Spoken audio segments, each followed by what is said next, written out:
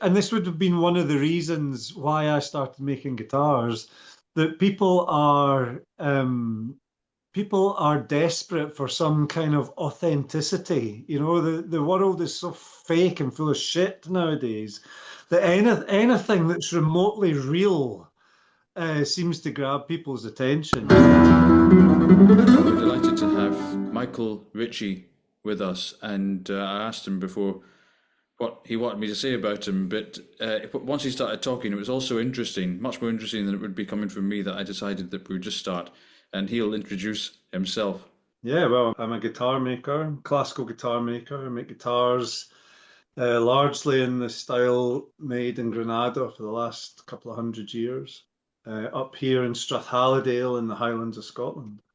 So, okay, so Michael, how did you end up in Strathalladale? Well, the honest answer is that we were looking for somewhere to live that we could afford to buy without too much pain. And the house prices up here are a little bit cheaper because nobody largely wants to live here. Sounds And good. we managed to find ourselves a little plot of land. I mean, I don't know, it's maybe half an acre. It was like a big garden and a nice house, an old stone steading conversion, and room enough to build a workshop. And so the workshop I'm sitting in now, I built and we got it ready to move into just as we moved into the house. That's And great. that was in 2019. And yeah, we've been here. We've managed to sort of carve a life for ourselves here. And it's been quite a fascinating adventure. Yeah. Good, yeah, 2019, so you got there just in time. We'll make no more comment about that. That's Yeah. where I'm going with that, but to say it was literally during the pandemic that I had to move workshops, so I hired a van in the middle of that funny time and was driving up and down with all my gear in this van on these ghostly empty roads. So it was quite a bizarre time for us all, I think. So up there is obviously not, it's not a densely populated area, quite quiet, very peaceful, I imagine. I imagine the night skies are just, I mean, well, I'm from the north of Scotland myself, but not that far north. And do you find it's conducive to instrument making? I do, I do, I really do.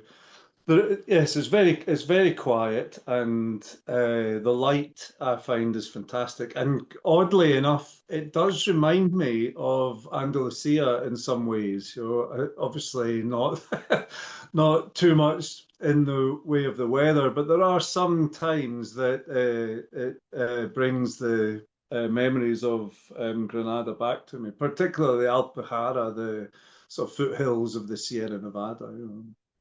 And certainly something in the light, and I mean the night sky can be quite incredible, you know. But I think if I'm honest, it was really looking for somewhere that we could afford, because me and my wife, we gave up. She was a deputy head in a primary school. I was teaching at the college in Anniesland, and part time while making guitars, and we walked away from that into the unknown, really, coming up here. But it was really just somewhere that we could afford. It's about keeping costs realistic so that you can get on with what you would rather be doing than out chasing coin, you know.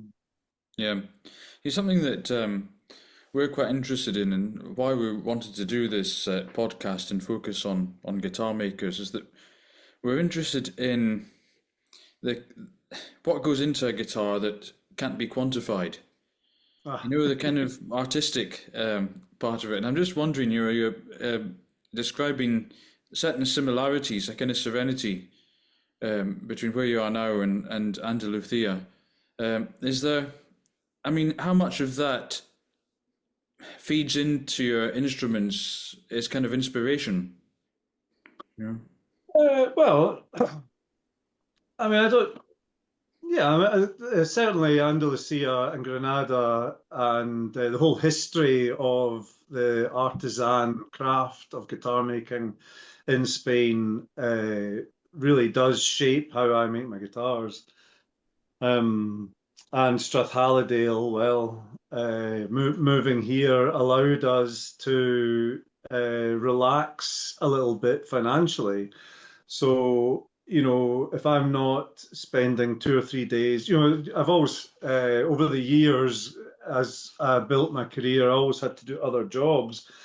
And largely I kept them to guitar orientated jobs. So teaching guitar playing, teaching guitar making. I was a guitar tech, it's a fancy name for a roadie for years. And you've got to, do all these other things and then switch yourself back to guitar making. Whereas now I don't have to do that, apart from some childcare.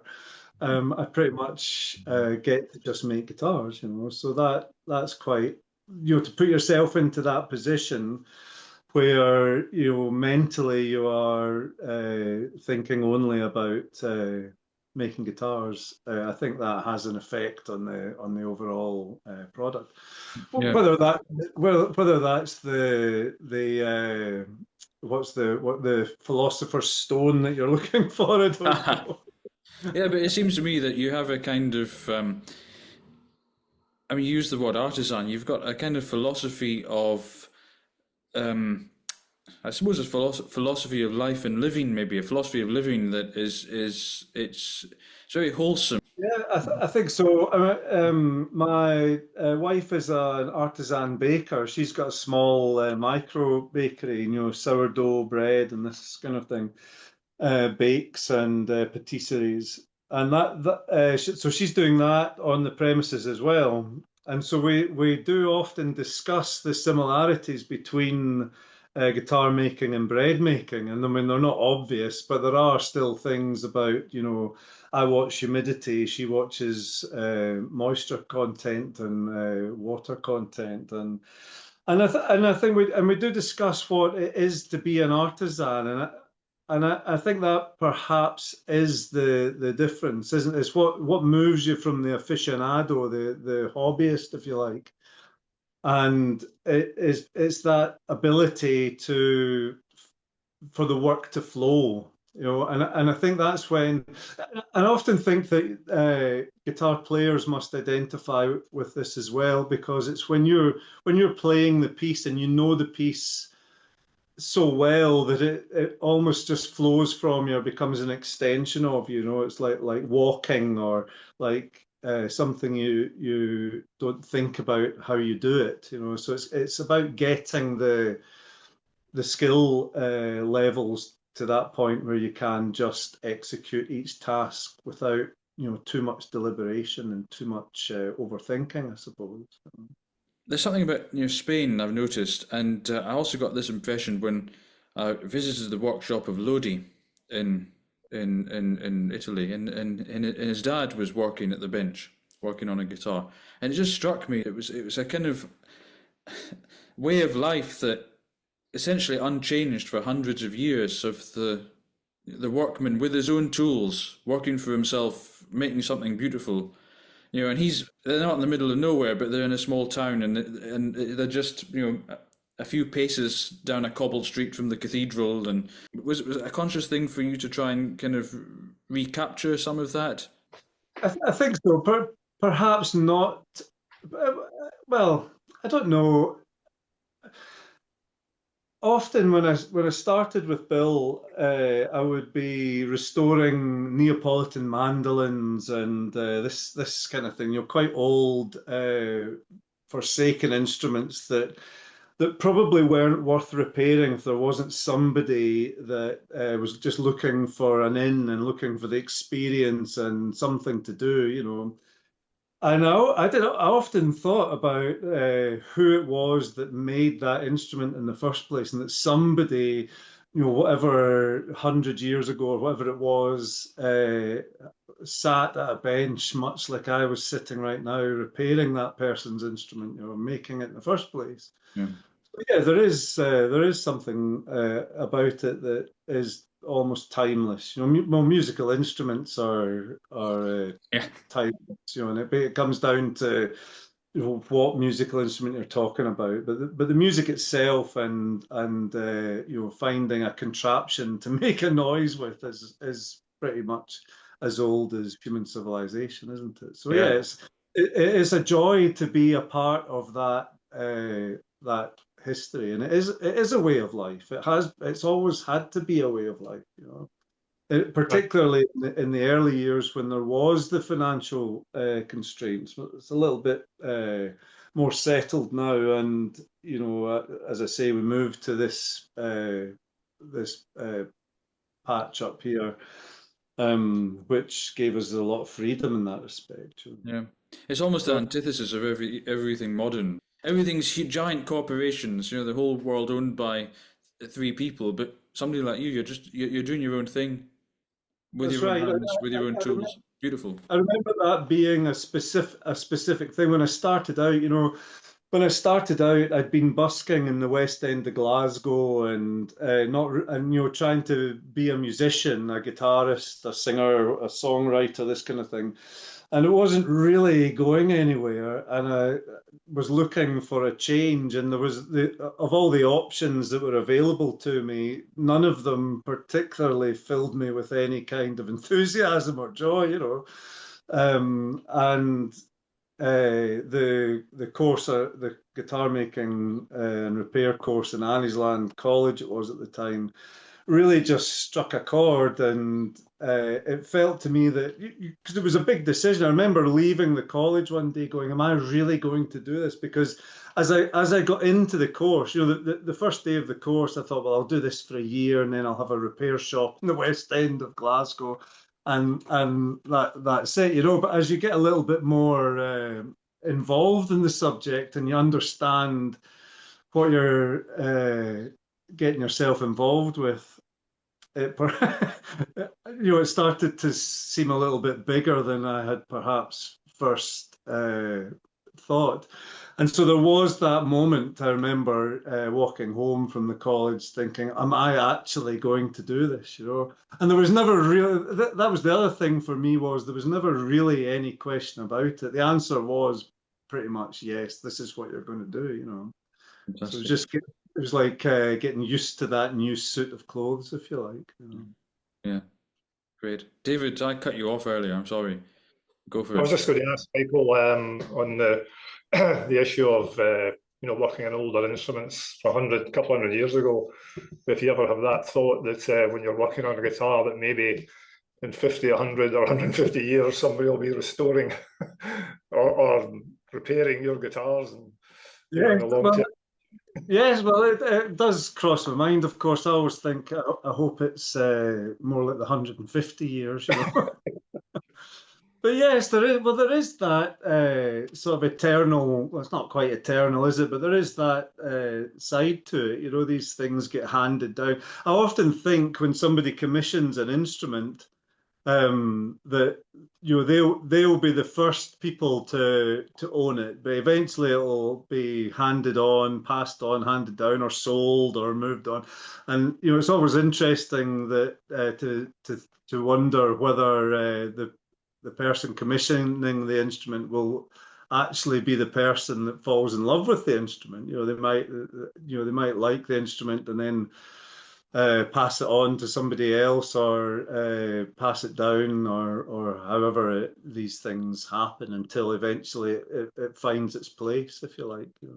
Yes, it's interesting to know these histories. I think on the rare occasion I've played a vintage guitar, it does cross your mind, who was the original owner and Yeah. were they professional or whatever, and how could they afford it and all this stuff. So yeah, it's a fascinating line. Yeah.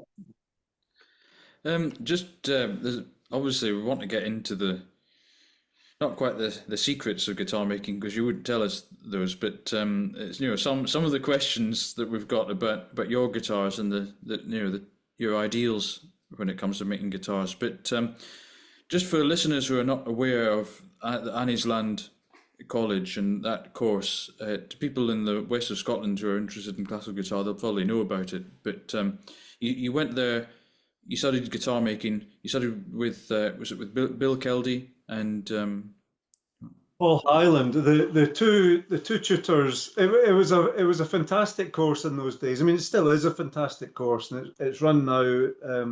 It goes on now. And I was lucky enough to return to teach on that course. But in the days when I was a student, it was out the back in a mobile classroom at the back of the college, kind of out the way, and it was this sort of gang of misfits. I don't think Bill and Paul would mind me saying that, because I feel as if they were similar to the students in that respect. We kept ourselves very much to ourselves, and the college only ever interacted with us when they needed a picture for their brochure or a band to play at the Christmas party, this kind of thing. And there was music in the classrooms at lunchtime, being people playing their instruments, and it really was a special time and a special course in those days. So yes, I started with Bill Keldy and Paul Highland, and I happened to live or grow up near where Bill's workshop was, and I would find myself getting a lift out to see my mum and friends out in North Glasgow with him, and I asked him if he would consider me coming into work, and this was on the basis of just working for experience, and I distinctly remember him saying, well, maybe, but I mean, I don't know if the level of craftsmanship's quite there. And so, I was like, oh, right, okay, but I was only a few months or a year into it at that point, And eventually he came back to me and he said, was it you that expressed an interest in coming into the workshop? And I said, yes. And so he said, come up on Saturday. And so, the whole week passed, and this Saturday came, and I got a lift up to his workshop. And of course, he'd forgotten he'd even asked me to come, I was quite nervous, and that's where it started. And he quickly cleared a space on a bench for me and handed me a Neapolitan mandolin that needed a new fingerboard, and that was me. That was the start, and it was a fantastic intro into the world, because I mean, it's much like learning to drive. You sit with your driving instructor and you navigate the streets, and then you pass your test, and that's you. You learn to drive on, from that moment on is when when you're in the car on your own is when it becomes quite real. And, the college was all quite comfy and cozy, if you like. And then I saw the realities of actually making a guitar workshop make money and make a living, and the difficulties involved in the job and all the rest of it. So it was the stark reality was one of the biggest learning curves right at the start of that part of my career. Yeah. But how long then were you there for? So if we combine your time at the college and then in Bill's workshop, how long was that? Well, the college, Annie's Land College in Glasgow, it's now Clyde College, it's called, I think. Ah. And so that was a 2-year course, and I started work with Bill, I think, somewhere at the beginning of the second year. And then in those days, the natural progression was to go to London. So Bill and Paul, Bill Keldy and Paul Highland, the tutors at Annie's Land College, they had both been to the London College of Furniture, which was in the East, Aldgate East in London. And they'd studied guitar making there, and it was quite a well thought of course in those days. The college, when I attended it, was the Guildhall University, and then it became the Metropolitan, as all these tech colleges were amalgamated into universities. And so I then spent 2.5 years in London under the tutelage of David Whiteman. and that was really to me that was just a time where I had a bench and I got a student loan and a grant and all this kind of thing, which made it possible to just extend that time when before I actually opened up my own workshop, if you like. And then from there, I returned from London to share the workshop with Bill. So that was more like sharing the workshop or sharing the costs. And I was still very much in the apprentice stage, I think, with Bill at that point. But that's when I really started to make guitars and get the numbers into the double figures and up into the 20s and 30s. Yeah. If you were to just look back at yourself then, how would you assess yourself as a maker? I mean, how have you developed since then? Or I suppose, how would you assess yourself then in light of what you're doing now? Well, I think I don't think Bill would mind me saying this. I mean, at the time, Bill Keldy was very successful with his steel strings. He had come through London College of Furniture like I had just done as a classical guitar maker. It was very much classical guitar making, but he had started making steel strings and had Tony McManus playing his steel string guitars. So he was very much into the steel string guitar at that point.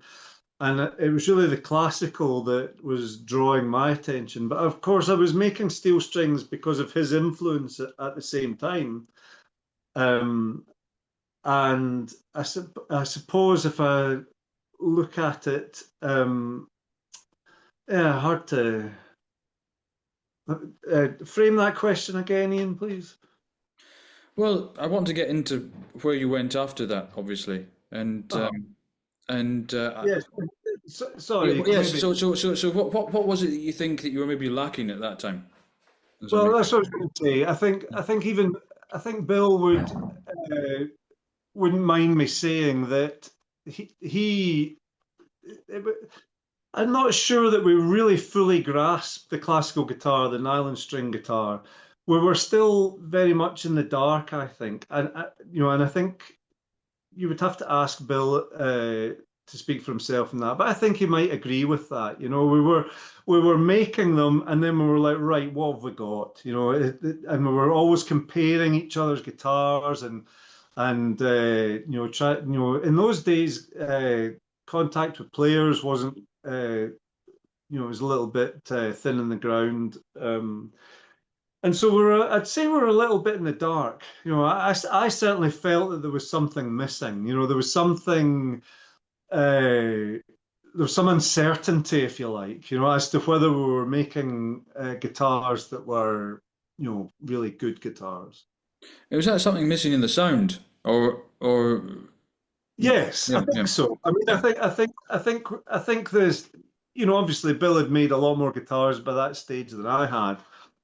And his skills and his ability to adorn the guitars, with the different decorations and the different aesthetics that we use.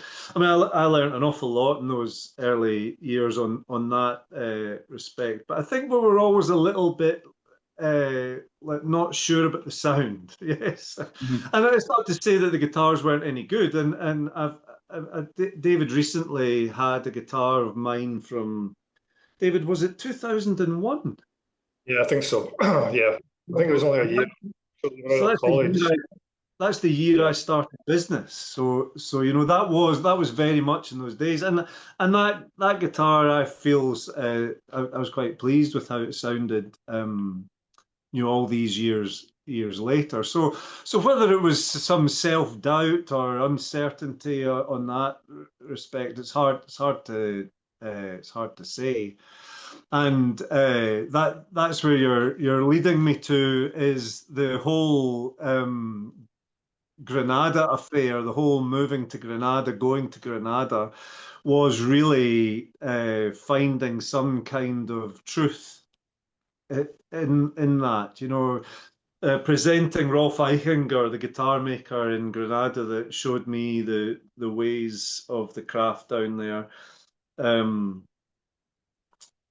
Hearing his opinion of my instruments was in some way very validating, and showed me that, you know, we weren't, even though we had this uncertainty, we had certainly achieved something, you know, because he seemed very certain of his opinions, you know. The interesting thing about that is that Rolf Eichinger is not a Spanish name. Well, the thing about the Spanish, with some exceptions like Antonio Montero Marin, the Spanish workshops are very closed affairs. Even the Spanish. I mean, my friend and guitar maker in the Alpujarra, Mario Aracama, he was from Madrid, and he found it difficult to access the information from guitar makers. It's very much a family tradition, I think, still in Spain, and certainly in Granada. And the language barrier was another thing. I mean, I learned sort of reasonable Spanish, enough to get by, but getting into the nitty gritty, so to speak, was not always easy. And Rolf Eichinger owned a guitar dealership, a music shop in West Germany, in Karlsruhe. It's still there, I believe. Die Zupfgeiger, and he sold that, and because he owned that and would travel to Granada to buy instruments from the guitar makers. So he'd built up this reputation and this business arrangement with you know, the top names, you know, Baido and Montero Marin, etc. And then when he sold it and moved to Granada, before he sold the business, I think he commissioned Baido. I think he told me Baido taught him to French polish, and Antonio Marin taught him to make guitars. And I think he paid them for that instruction, and then ultimately sold up everything and moved to Granada to become a guitar maker, you know. And Antonio Marin used to call him the maestro. But yeah, it's interesting how it almost needed an outsider to come in and make that information available to Yes. others. Yeah. Well, that's right. That's right. I mean, Granada's interesting because there's a lot of non-Spanish guitar makers there. You know, there was Italian, Canadian, German, British, etc. You know, so well, it was quite interesting from that point of view, and I think Rolf was the exception, because I think most of the old guard, if you like, were still using hot hide glue for the majority, or for the, let's say, more important parts of the guitar, but they were quite happy to use the modern glues for the rest of the instrument. Whereas Rolf was really, he had really mined the information from these guys on how they used hot hide glue for every aspect of the guitar making, you know, which wasn't necessarily anybody else doing that. And I was very drawn to that. That seemed to me to be getting down to what guitar making of this type of guitar was really about, you know. Was that one of the major sort of craft aspects that you learned there, which you weren't doing previous to Granada? We're not using hide glue at all previously. Well, we were using hide glue, and when I remember back, I remember Bill was a massive fan of hide glue, but when it came to making the instruments, we were using the modern standard, which is called Tight Bond. It's an aliphatic resin. It's a bit like PVA, you know, white glue. And we were using, and the repairs, if we were doing repairs, we were using hide glue, because that's what the instruments we were repairing were glued with. But when it came to, so the thing about the thing about the guitar is that it's a difficult one to use hide glue on because it's so, the glue has got so much water in it and it causes so much expansion in the wood that causes very thin plates of wood, which is in particular the top.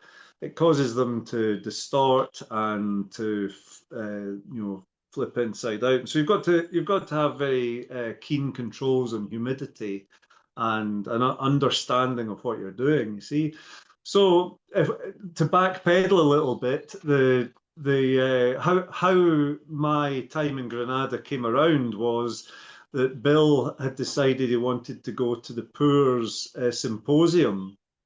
Now, Poors is a college, a private college in Poors, Belgium.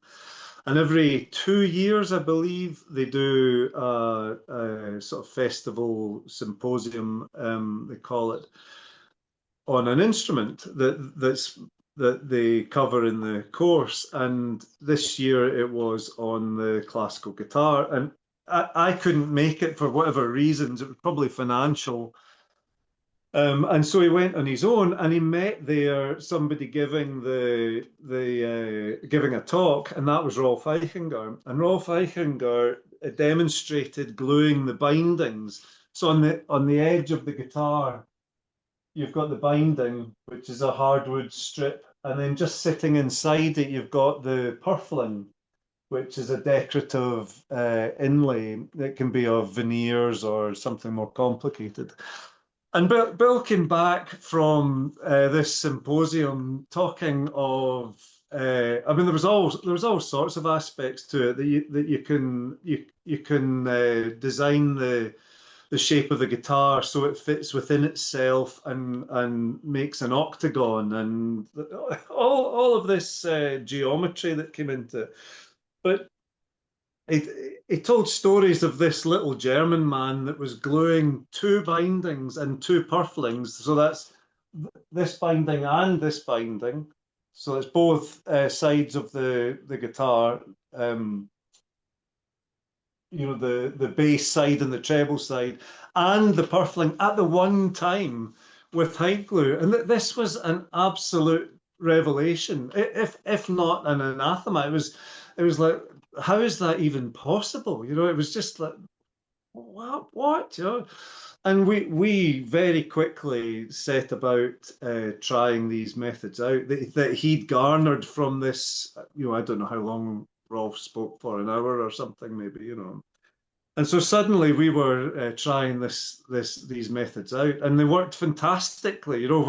Whereas I think often the methods that we find in the books and in the colleges are from a sort of reverse engineered. You look at the instrument and you think, well, how did they do that? And then you come up with ideas how they did that. Well, this was wiping all of that away and going, no, that's not how they did it. That's far too fastidious and far too laborious and clumsy, if you like, when I look back, And so to get to find that sort of motion in the craft was really, for me, was just, this is what it's about, And so that was it. There was any way that I could find myself going to Spain to find out more was going to happen, And now your instruments, do you only use hot hide glue? Yeah, I do for some things use cold fish glue. If that's permitted.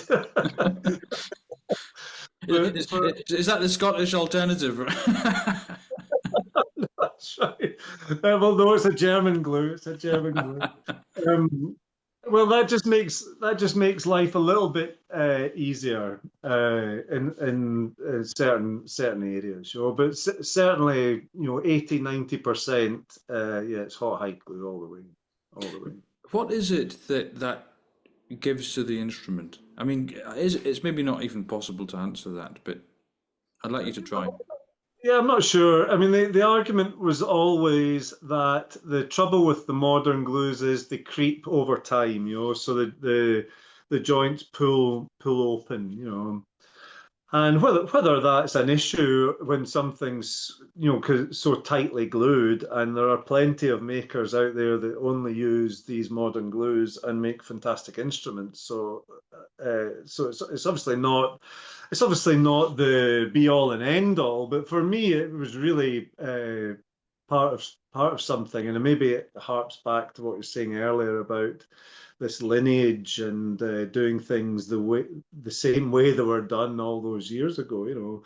But I think for me personally, when I look at how two pieces of wood are glued together with the two different glues, hide glue or modern synthetic glues, the modern synthetic glue seems to me to be like butter in a sandwich. And there is this layer of butter between the bread, whereas hide glue seems to maybe it's more like melted butter, where it permeates the structure of the wood itself. So rather than the glue holding the two pieces together, the hide glue has actually penetrated the cell structure of both pieces and has fused the two pieces of wood together. That's absolutely fascinating, Michael.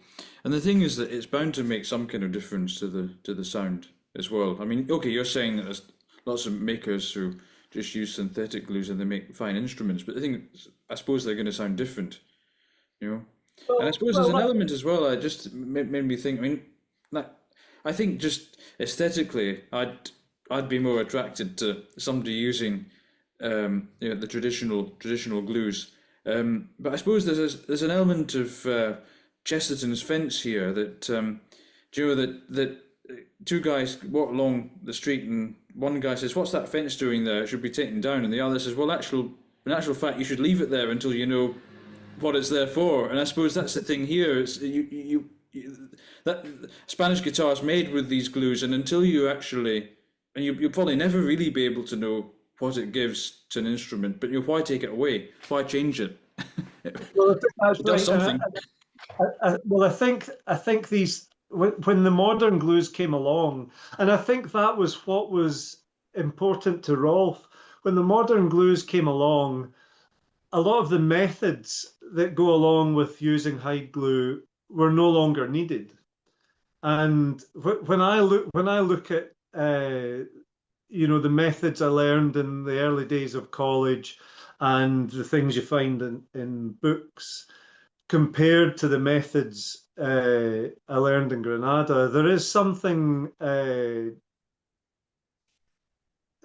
certainly poetic in the older methods. There's something that seems to me to fit with the guitar in some way. And there's a joy in amongst it. There's an example would be when you're gluing the bridge. So first of all, you have to have had control over the top curvature, the slight top curvature on the soundboard, because when you come to glue the bridge, with the modern method, it doesn't matter because you're going to use heavy metal clamps to, absolutely squash the bridge into the position. You're going to support it underneath with a caul that's going to push the soundboard and make damn sure that bridge is getting glued to the soundboard. Whereas with the hide glue method, you have string wound around the guitar and two narrow wedges of wood that fit under the string, over the bridge wings, and under the string again. And that slight pressure, it's all very gentle and in that way. That slight pressure on the bridge wings tightens down onto the center of the bridge onto the top. So that's a classic example, and that's the way I want to make guitars. Whether it's the way or whether there's better ways or whatever, I don't know. Great. Certainly, Michael, I remember I do remember I've seen a few of your pre-Granada guitars and bills. And for me, the difference is not, well, there is a sound difference. There's definitely a little bit more Spanish, obviously, sound in your guitars. But apart from that, I think the main thing for me playing them is that they're much more responsive, musically. Right. Okay, that's interesting. Yeah. Yeah. Well, I Yes. would agree with that. I would agree with that. And there seems to me to be something, some quality to the. But you and Ian would be the better people to talk about this. I think there's something, a quality to the attack of these instruments. There seems to me to be something. Oh, it's not it's not harsh and it's not a dull thud. It is something almost malleable in between, if that makes any sense. So in the attack, that sort of forms the note and gives the note some kind of structure and some kind of body and depth. That's as Yes, I close think as it's to do with the way the note degrades, if you like. right. Yeah. With the overtones and harmonics, that kind of holds up your music as you're playing, Right. Whereas maybe the earlier guitars didn't have that so much in abundance, let's say, Uh-huh. So Yeah. very, very good guitars. But I think as well, I think you told me once that more what you learned in Granada was not so much about voicing and bracing and all that kind of thing, but you learn a lot more just basic or more advanced woodworking techniques and cabinet making type of techniques. Well, not, Little not even that. It was really the methods that were required to use the hide glue. So for people who don't know what hot hide glue is, it's basically the collagen from an animal skin, typically a cow or a horse, and that's boiled down into this but it's basically gelatin. It's the same as the food product gelatin, except not food grade. And the thing about gelatin is that it has Just a just to have that health and safety interjection there. Yeah, yeah. Don't eat the stuff. Sorry. the story I It's, used to always tell. The story I used to always tell the students was when you're in Granada, never eat the Roscoes. The Roscoes are these bagels, and once there was this particular shop in Granada where everyone got the animal glue from. It was a drogeria, a drugstore, if you like. It's a funny place because you can go in there and you can buy, aspirin and paracetamol and these kind of things, as well as makeup, women's makeup and paint. And, it's got this kind of odd variety of products. And they sold animal glue. And one time when I went along, and they sold it by the kilo, you'd go in and they would measure it out, this kind of thing. And it's little tiny pellets of collagen. And one time I went along and said I didn't have any because the bagel shop, the bagel factory had run out of gelatin. So they come down and taken this bucket of animal glue that he had. I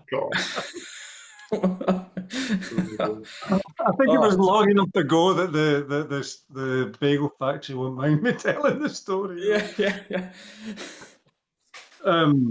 But so back to that glue. So how that glue works is that you take these pellets and you submerge them in water, and over a period of a few hours or overnight, they soak up the water and they swell. It swells into this gel, and then you heat it in a bain marie. I typically use a baby bottle warmer, and you've got the glass jar with the glue in the jar sitting in a pot of water, and you heat the water up and the glue melts into this thin material, and that will work as a fantastic glue as long as it stays hot. But as soon as it cools, it just turns into jelly again and is good for nothing other than jelly. So uh, that was always the problem we had with using hot hide glue for some of the procedures we were doing because it took so long to actually clamp something. You know, if you're joining a soundboard, by the time you get all the clamps together, the glue's gone cold. Well, the Spanish had worked out ways to do that. Instead of using clamps to glue the soundboard, they used a piece of wood with string wrapped around to hold it together. The glue was applied, the board was put in place, the string was wrapped around, and then they would reheat the join with a flame. There's videos on YouTube of me doing this. I'm sure people have seen them or can find them. And so that gave heat back to the glue while it was in place, if you like. And then a stick, a wedge is pushed into the string and it tightens the string up, which puts pressure on the joint and grabs it while that glue's in the state it needs to be in for it to operate as a glue. And so there's lots of tricks like that. You know, you can either reheat after the fact, or you can heat before you go to glue. So before gluing the soundboard, I've got a plate warmer, for keeping plated food warm. It's the kind of thing in the 80s, maybe you would have sat in your dining room table and I pick them up in charity shops. So I heat strips of metal up on that, and then I put the strip of metal on the soundboard where the brace is going to go. Then I apply the glue to the brace. And this is all in quite a warm workshop, so that gives you a bit more time. Then you remove the piece of metal and the brace goes in place and the wood's already warm, so the glue stays nice and fluid and does its job. So it was rather than learning, cabinet making skills. Bill had pretty much shown me all the woodworking skills that I needed to get going. Because really, guitar making, the woodworking side of it isn't that difficult. It's quite basic, really. It's all quite basic joints. There's nothing too technical. And so when I got to Granada, it was really learning how to handle that glue. But that's what it was all about, really. Incredible. I hope players watching this just, will come away with a little bit more appreciation of just what it is they've got in their hands. Yeah, well, it's a beautiful, beautiful subject. Michael, there's just one or two other things I want to ask you before we wrap up, and that's that a few years ago, I know you don't use oil finish exclusively, but you did start using it. It's very beautiful, and I mean your guitars are beautiful anyway, but I mean, not just in sound, but to look at. But the oil finish kind of adds an extra layer of finesse. I don't know to the. What was it that drew you to that? Well, if I'm completely honest, it was frustrations with French polish that drew me to the oil finish. And through David, I was lucky enough to see quite a few of Kevin Aram's guitars. Who I noticed you were playing a Kevin Aram quite a bit these days, and I always thought that these were very beautiful guitars. Of course, I'm drawn very much to the Spanish tradition, and Kevin stays true to that. But his guitars are very much his own, I feel, as well. And he was blazing the trail with the oil finish. He was lucky enough to be in a position where he could go, well, you can have an oil finish or you can have no finish, and you can go and get it finished yourself. That was very much the attitude, which was fine, for him. So I think I was just looking for something that was a little bit easier to achieve. I mean, I've been told I'm good at French polishing and all the rest of it, but it's not without its frustrations along the way. So the oil finish offered me, some kind of alternative, and you're always looking for getting a standard and getting that consistent with each guitar. So the oil finish helped with that. And I think in the time since using the oil finish, I mean, it must be the best part of 10, 15 years. I now offer it as a sort of starting point. And if you want, there's a sort of sliding scale of Yeah. prices. So if you're happy with the oil finish, then that's a bit cheaper. It's the base price, if you like, is with the oil finish. And if you want French polish, you pay a little bit more. Yeah. So does it make any difference to the sound? I mean, it must do something, but what's your view on that? You tell me. I don't know, because of course, you never get to try exactly the same guitar with with one or the other. And the thing about a guitar maker of your caliber, or somebody like Kevin Aran, is that every instrument every instrument is a different beast. They're totally unique.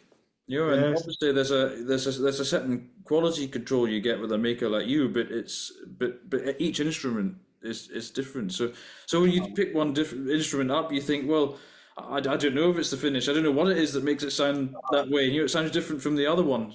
Yeah. Well, the way I look at it is what I like to do. I mean, I don't always do this, but what I like to do is string the guitar up before it's got any finish at all. I like to have all the fretwork and the setup and the neck shaping all done before there's any finish on it, if I can, because that's a lot of work out the way, and then it's especially with the French polish, it's quite a delicate finish, especially on a newly finished guitar. So there's less room for scratching it or problems of that nature if you've done it all before, or as much as you can before. And so it seems to me that the oil. I spoke to Kevin Aran about this, and I think his line was no discernible difference, right? But to me, within the first sort of few months of the instrument, an oil finish guitar sounds to me halfway between a French polish guitar and an unfinished guitar. To me, the unfinished guitar sounds a little bit more woody, as you would expect. Excuse me using that technical term, but that is the way it sounds to me. It's quite woody. And the French polish guitar has this more crystalline. It sort of sharpens the tone. I don't think there's any doubt in my mind about that. And the oil finished, certainly in its infancy, seems to sit somewhere in between the two. But I wonder about the oil finish over time. I think the oil finish needs truly months to cure properly, and perhaps then there is no discernible difference. It's interesting. I mean, I suppose one of the things I like about it is that it obviously looks more like an unfinished guitar. With a kind of matted appearance. One time I tried a guitar. It was the first time I was introduced to Romanillos, and he was living in Spain, and then he had this guitar that he'd made, but he'd never sold. He'd kept it for himself. But like Torres had that guitar that he kept for himself, and it was unfinished, totally unfinished, and he let me try it, and it was a beautiful sound. And I suppose that to see an all finished guitar, it brings back that sound. I mean, I think it's so much about how the guitar looks that influences how we perceive its sound, actually. Right. Yeah. Yes, I think the problem, if you like, with oil is kind of selling them out. I mean, Kevin's so famous that as you say, he can sell his guitars. But if you're not well known, the market still wants French polish. That's still the standard. So if you're finishing in oil, you're up against that.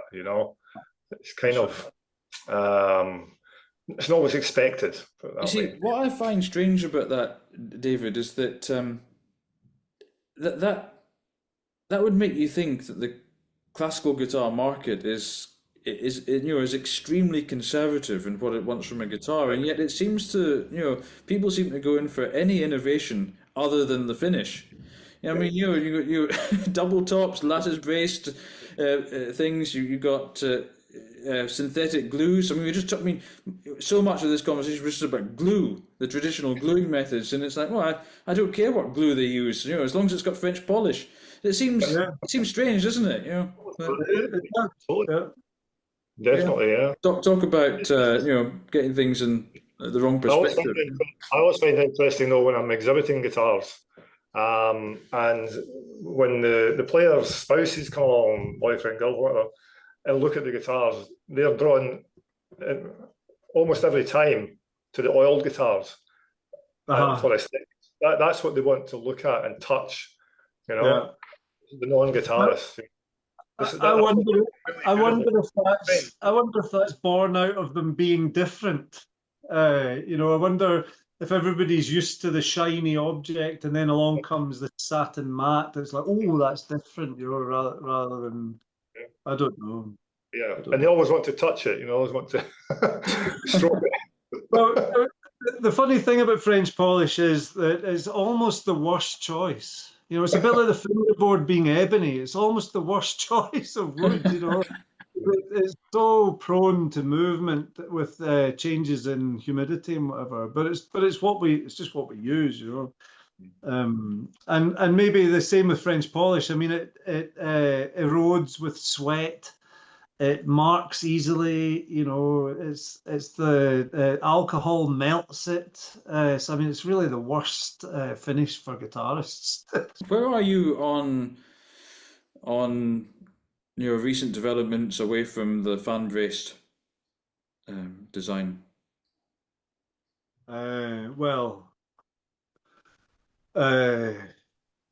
I'm almost bored of the discussion, if I'm honest. Yeah. I mean, I don't mind talking about it, but I'm a little bit bored of. I suppose I'd quite like to hear your opinion. I mean, there's no doubt that the Smallman, the carbon fiber lattice, and the double tops. That's what your meaning, isn't it?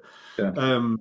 They certainly seem to have a place. I don't think necessarily they're going away, but it's back to the poetry and the joy. If this is what I'm to do with my life, then that isn't how I want to spend my day. Making things like that. Not to say that I wouldn't. I mean, I do have ideas. I do time to time think about these things, but it's not really for me. And I suppose there was that study done.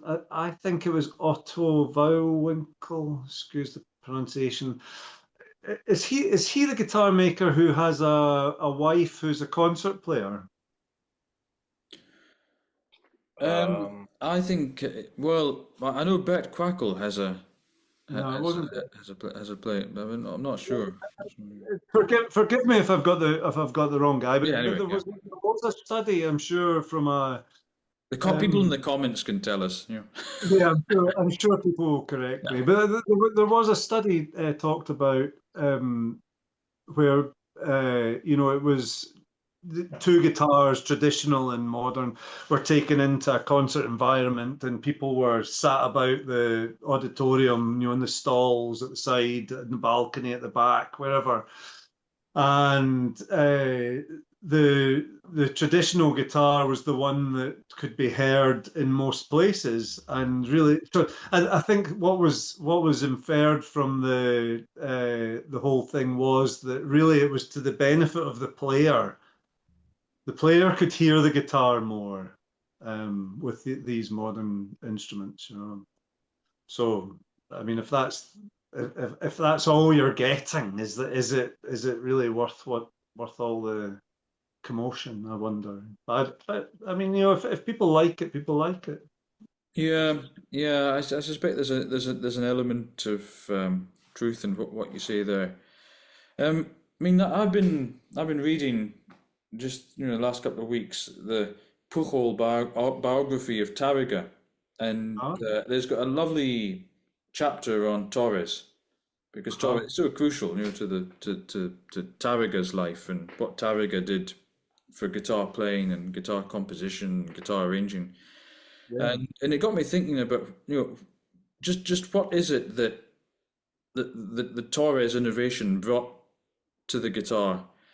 I'm not wholly convinced that was about volume either. But I mean, I remember one time hearing Lacotte played in a very very dry room, and it was being played next to flauters and things like that. Big Spanish guitars. And at the back of the room, the Lacotte projected best. It had a Well, it had a purity to the sound that just reached the back, but at the same time there were qualities in a Torres style guitar that you can't get in a pre-Torres, and it made me think that whatever the difference is, it's not primarily about volume. And the thing is, whatever you do with, however you innovate with guitar design, the guitar will always be a quiet instrument. yes. In relation to a violin or a piano. Yeah. And so it seems to me that whatever innovation you want to go with, the quality of the sound is of the first importance. It's going to be a quiet instrument. You might get a few decibel points above, with a particular design, but is the sound good? Now it might be. I know John Williams, for example, has gone on record saying that it's the sound of the Smallman that he likes. He even said that it's not that much louder than a so-called traditional guitar. He just likes the sound. I don't like the sound personally, but that's the best reason to go to play it. It's that you like the sound. So. Well, I mean, I when I was in London, I spent quite a lot of my time going to concerts. John Williams, Carlos Bonnell, these are all Smallman players. And John Williams would be mic'd up. He would have a mic in front of him, So there clearly wasn't a volume thing. In auditoriums that could have probably handled the guitar as well. So yeah, I think it's whatever. Well, it makes the environment a rich one, and it gives more choice to the player. So whatever you like. I think, is there not something about the way you play as well, though? Is there not something about these instruments where they talk about not having to drive them so much? You can just play on one kind of, you'll have to excuse me not having the terminology, but it seems to me that the traditional guitar is something that you can really lean into, you can and pull away from as well. So you can go into the is it pianissimo, and you can go in harder, and that's where a lot of the fun for in my own small way of guitar playing, that's why I enjoy. But with the likes of these modern instruments, that's not required so much. So is the idea that you can really work on your technique and getting the note you want rather than how you shape it and how you mold it.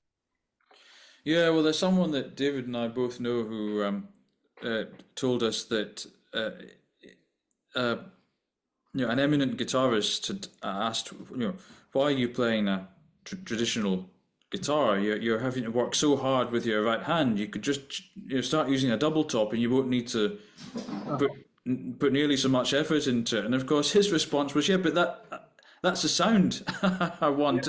I wouldn't get that sound if I had a guitar that kind of made that volume for me, and I could just tickle the strings on." I think you're right. What you say, it's just a different beast, and it depends what you want to get out of it. I quite like hearing a guitar worked quite hard, personally. Not just in terms of dynamic, but obviously with tone, color, and variety. And I still come down on the side that the fan-braced tradition just provides the biggest range of tone color. Do you think, Ian, with double tops and lattice, that you can get such a quality at pianissimo? The few double tops I've played, I think it was more difficult to be very quiet with it, put it that way. To get a very strong pianissimo, if you like. Uh-huh.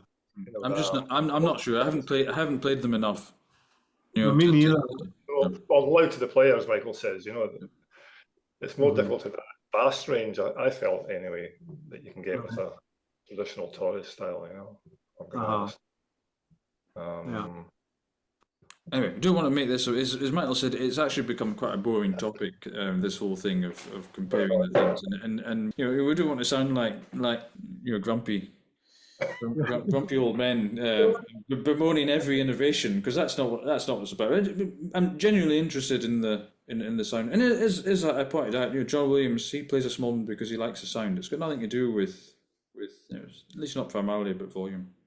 No, that's right. Yeah. Well, I once sat in a church, and there was two guitar. It was the Helen Winchinsky duo, I seem to remember, and there was one of them was playing a Smallman, and one of them was playing a Spanish traditional classical guitar, Rodriguez or something like that. And I was in the middle of the church, and I could hear them both the same. So. But when I got it was with Bill, and he knew the two of them, and we went into the atrium or wherever it was afterwards, and I got a shot of this Smallman, and it did sound loud to the player, but it wasn't a nice sound. It wasn't the sound I want to hear from a guitar. So it's I have considered making guitars in that, particularly when I was younger and starting out. It was like, right, am I going to have to address this? Is this something that's going to take over? If I'm to be a guitar maker, do I have to consider this? And I did consider it, But then I found myself gluing carbon fiber with araldite and epoxy resin, and you're like, no, this isn't what I signed up for, So I've just gone where I feel it takes me, or where my preferences are, and each to their own. And this is one of the things that I love about guitar making, is that there seems to be room for both, for innovation and for sticking staunchly to the traditions, Well, I suppose it's a bit like playing. The guitar is an instrument that highlights the differences in performers, maybe more than any other classical instrument, just because the sound's produced by fingers of both hands directly on the string. There's nothing in between. Not even a violin has a bow. I know every slight change of the wrist position is going to affect the sound of the bow, but I'm not trying to downplay. No. Play that, but good point, I think. But yeah, and I suppose it's the same with guitar making. I think that's a good thing. It's good that it has that variety. Environment, I feel, David, I think you've got some of Michael's guitars on the go just now, have you? Yes, yeah. I've got a few. I've still got an oiled one, which is, as you say about the oil, it does change quite within a 6 months to a year period. Yes, it does, and it's different after that period. And the others are all French polished, spruce, and some exotic woods, like, is it Bicotti, Michael? Is that how it's pronounced? Bicotti. That guitar, David, is one of my favourites. Yeah. I mean, it's hard not to love them all. Yeah. They've all got something, but there are ones that stick in the mind, and the Bicotti is really. I think the other thing to talk about perhaps is that for me, I try to make a complete guitar. This is more of an aesthetic, but I sort of feel that if you get the aesthetic right, everything else will fall into place in some way, and maybe vice versa. But some guitars I feel as if the rosette's nice, and the headstock's nice, and the shape's nice and everything, but it doesn't amalgamate into one object. It's just a series of its parts, if you like. And one thing that I always try really hard to get right is the aesthetic and turning the guitar from all those parts into one part, into one thing. And I was really quite fond of the Bacotti guitar on that level. Yeah, it's very beautiful. Yeah. And a great sounding guitar, obviously. Yeah, well, that's right. Yeah, I was pleased with that side as well. Yeah. Right. Okay, well, Thanks, Michael. thanks everybody for tuning in, and until next time, all the best.